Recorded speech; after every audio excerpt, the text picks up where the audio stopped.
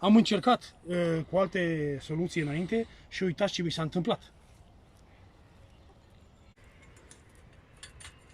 Acum vreau să strâng și partea ultima de jos. Fixez din nou cătușa cât de jos pot. Pun înapoi piulițele și încerc să strâng cu pistolul, cu tubul de 13. E mult noroi după atâtea ploi.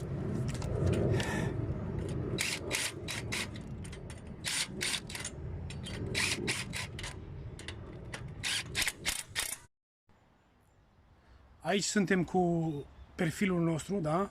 Încercăm să-l punem pe tot arcul. Suntem în partea dreaptă și am ajuns la o mică dificultate. Întâmpinăm dificultatea că perfilul are lungimea de 3 metri, da? Când este lung, îl putem îndoi ușor pe arcadă. Se vede, da? Cum este prins. Dar ultimul metru, ultima jumătate de metru, mi este imposibil, da? Să fac forță și să-l ating. Eu, ca să pot băga șuruburile astea de care am vorbit, să le pot băga în arcadă, eu am nevoie ca să lipesc profilul de arcadă. Nu pot altfel. Am încercat cu alte soluții înainte și uitați ce mi s-a întâmplat. A doua zi am venit și forța, da? Forța de elasticitate a profilului mi-a rupt șurubul în două. Se vede, da? Aici cum a rămas șurubul. Ce am făcut atunci? M-am gândit la o soluție și am făcut o invenție din două piese. Se poate și altfel, nu zic, dar în cazul meu nu am avut altceva. Și m-am gândit la o invenție formată din două piese. Vreau să o desfac ca să o vedeți. Am aici o potcoavă de cal, da? Cu filet de același diametru a arcului, da? De aceeași diametru a arcului, suficient de lungă. Și deasupra pun această tăbliță care are mai multe găuri, da? Ce fac? Așa. Arcul meu intră aici, da? Deasupra pun piulițele, dar mai bine să o montez, ca să vedeți. Deci, o pun aici. Piesa asta mă ajută ca să nu umblu cu sergenți, să nu umblu cu tot felul de aparate care strâng, dar în același timp sunt periculoase sau sunt așa de mari încât nu pot să văd eu ce fac. Da? Deci am pus invenția mea aici. Și acum cu pistolul cu cap de 13, da? Cu tubulară de 13, pentru că piulița este 13, strâng. Stânga, dreapta. Vedeți? Fără efort, eu am reușit să o apropii. Da? Am reușit să o apropii pentru ca să-mi fie mai ușor să bag șurubul. Ce fac? Vreau să o deplasez un pic mai jos. Să vedem dacă pot. Dacă nu, va trebui să mă ajut cu un ciocan. Așa. Aha. O slăbesc un pic mai tare. Da? Continui să o cobor. Gata. În poziția asta o strâng.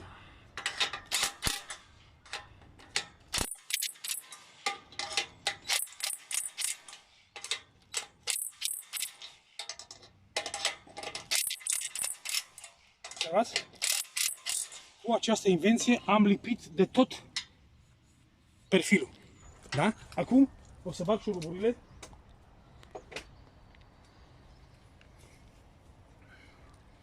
Nu e nevoie de nimeni să mă ajute, pot lucra singur. Și o să bag perfilul.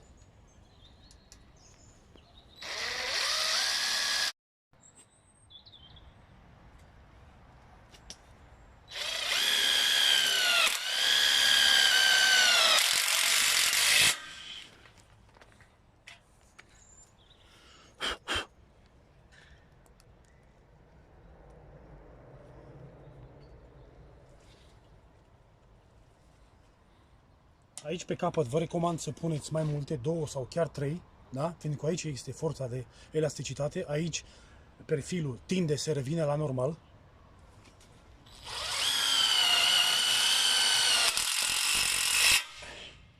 Și odată ce o aveți deja stabilizată, puteți retrage cătușa, da?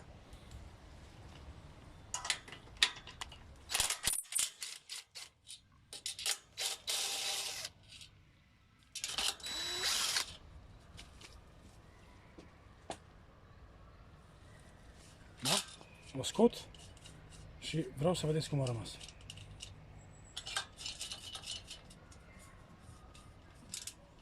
Deci, cătușa asta, invenția asta, o folosesc după mine în toate părțile unde, uitați acum, cum mi-a rămas, a plouat și rămâne un pic lipit tot.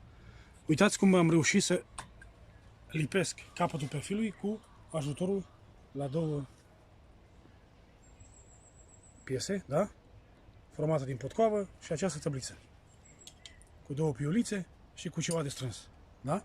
Aici am pus mai multe șuruburi ca de obicei, pentru că aici este forța. Dacă vrea să se dezlipească, da, să se rupă, de aici începe, de aici sare. Da? Este bine de știut.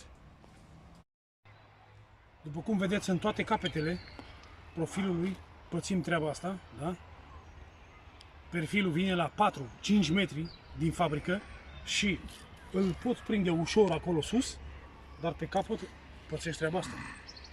Trebuie să fii destul de puternic sau să ai o sculă, da, care să strângă aici. Asta. Asta nu este bagheta metalică cu care sunteți majoritatea obișnuiți. Este ceva mult mai performant, da? Mult mai tare în carne și pregătit să primească două feluri de terminații. Bagheta sârma ondulată și profilul de PVC, cum v-am arătat și în alte videouri. Ce facem? Folosesc la fel aceeași invenție și o iau puțin câte puțin, de aici de la jumate, da? Să folosesc singur. Uitați-vă, pun asta aici, potcoava, așa, să văd cum fac. Așa.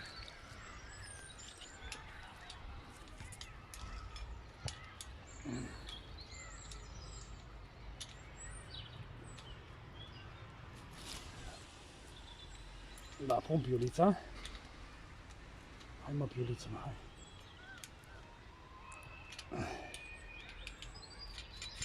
Da, într-o parte. Și în cealaltă avea pământ, de-aia mergea mai greu. Bun, o dau până aici. Aici nu pot mai jos, că nu mă lasă firul, da? Și încep să strâng. O strâng cu grijă, ținând cont că ăsta vreau să se odihnească pe mijlocul arcului, da?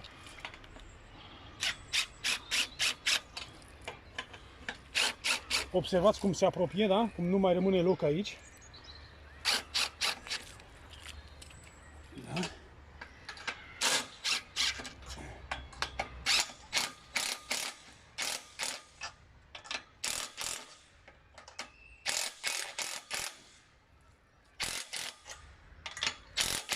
Observați, până aici, da? Până unde am pus cătușa, o am perfect. Vin aici, ca să se vadă. Deci până aici unde am pus cătușa, o am perfect. După ce bag șuruburile aici în zona asta, ca să învingă forța de elasticitate, atunci cătușa asta o mut aici pe capăt, da? Pentru că bucata asta chiar că nu pot să o apropii de arc. Da? Acum mai bag șuruburile. Și numai după ce bag șuruburile, eliberez cătușa.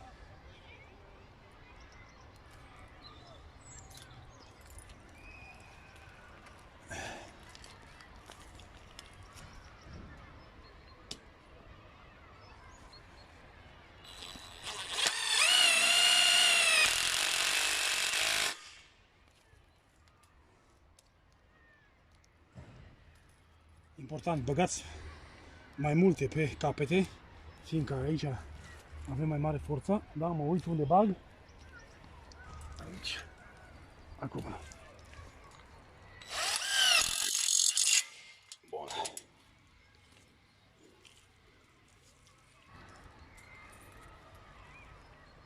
În cazul nostru, Vârful acesta este pe H2, da? P de Portugalia, H de huș, da? Bârlat huș. Ca să înțelegem, acesta este capul. Denumirea care o găsiți în magazin de cumpărat.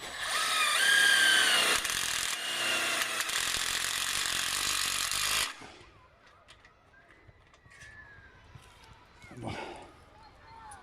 Acum o desfac și o mut pe capăt.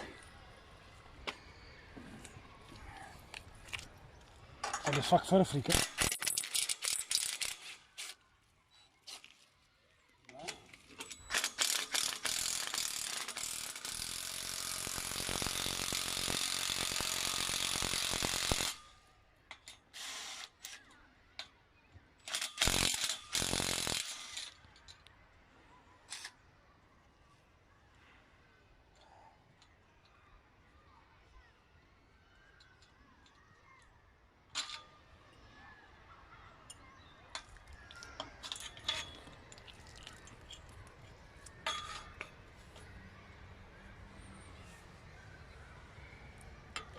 Da? Trebuie să învingem și ultimele centimetri.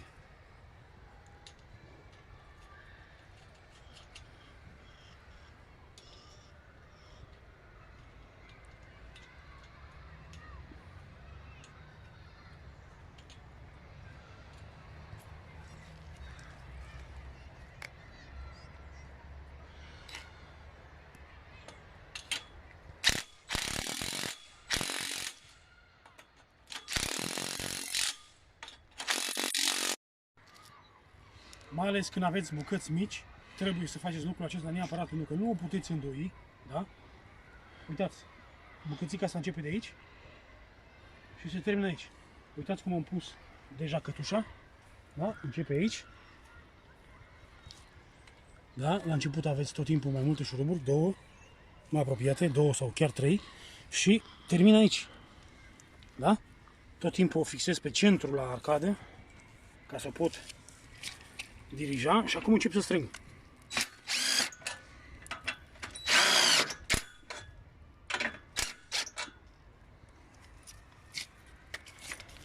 Bun, mă ajut de ciocan.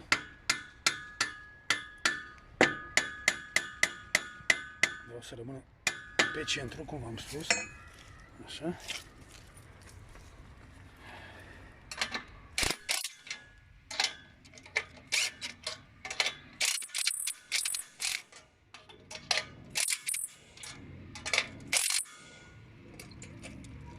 Uitați-vă cu ajutorul piesei cum am reușit să apropii. Să nu mai am problema asta, da? Se vede că está lipită, da? Că e lipit. Și acum șuruburile în toate găurile pe care le avem și după aceea mai punem întăritul. Vă aduceți aminte, unul în sus, unul în jos, unul în sus, unul în jos, da? Ca să nu se miște perfilul. Unul sus, unul jos, da? Nu uit cum a fost la de sus. Așa. Unul sus, unul jos. Și acum încă unul aici, mai pot să mai bag.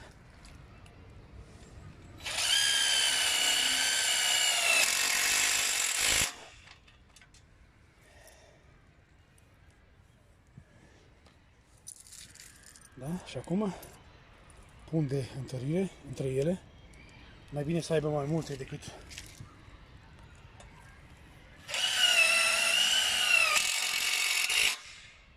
da? Da, aveți cam unul la fiecare 20 cm.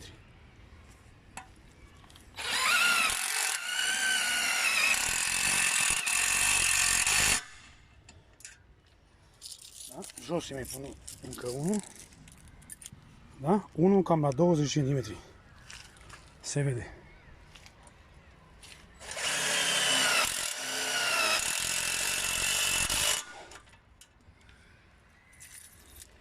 Încă unul jos și putem elibera cătușa.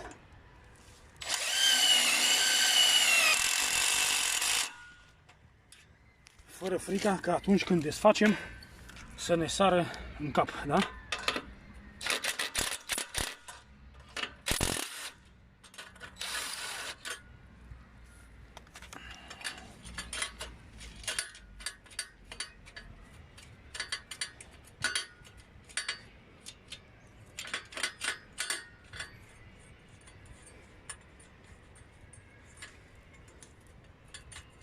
Acum vreau să strâng și partea ultimă de jos.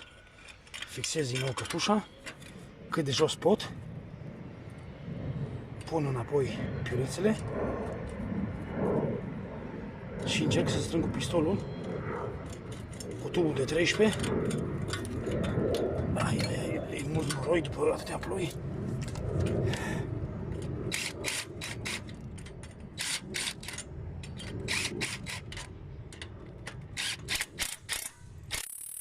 Uitați-vă, deja s-a strâns și aici. Se apreciază. Bun. Și acum ultimele 2-3 șuruburi. Trebuie să aveți grijă ca șurubul vostru în niciun moment să nu atingă firul de poliester, da? Pentru că atunci o să-l tăiați.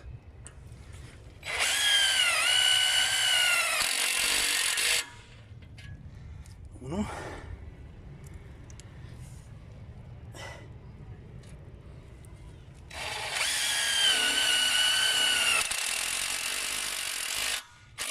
Perfect. Desfac acum piesa.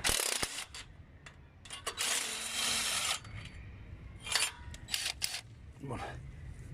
O iau de aici, să nu pierd.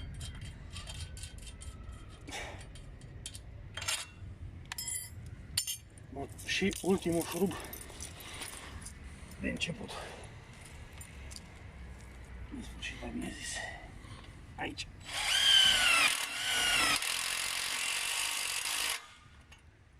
Impecabil.